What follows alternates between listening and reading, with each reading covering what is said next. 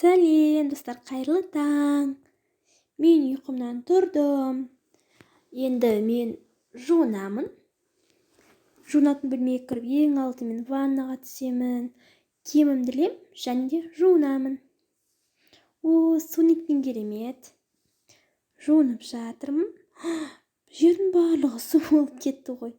Енді орамалмен сүртінемін және де киімімді киіп, тісімді тазалаймын. Достар, егер сендер тістеріңді тазаласыңдар, тістерің ешқашанда кір болмайды. Сол себепті тістеріңді жиі тазалаңдар. Тісім тап-таза.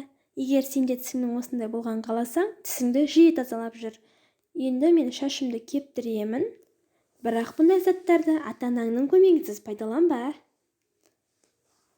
Мінекей шашым кепті, енді әдемілеп тарап аламын.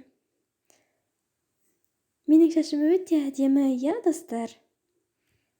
Мінекей шашымды тарадым, айнаға қарадым. Енді менде таңғы ас уақыты, ол үшін қолымды сабындап жуамын. Достар, қолдарыңды даладан келгеннен кейін сабынмен мұқият тазалап жуыңдар. Бұл қолдарыңа зиян емес, өздеріңе пайдалы. Қолымызды жиі жууымыз керек. Бұл денсаулыққа пайдалы. Достар, енді менде таңғы ас уақыты. Мінекей менің киім ауыстырылды. Әдемі қыз болып шыға келдім. Менде таңғы асқа тәтті тағамдар. Таңғы асымды жеймін. Таңғы ас біздің денсаулығымызға пайдалы. Және де сусын ішеміз. Енді менде үй тазалап тастауым керек. Үй тазалап ата-аналарыңа жиі көмектесіңдер.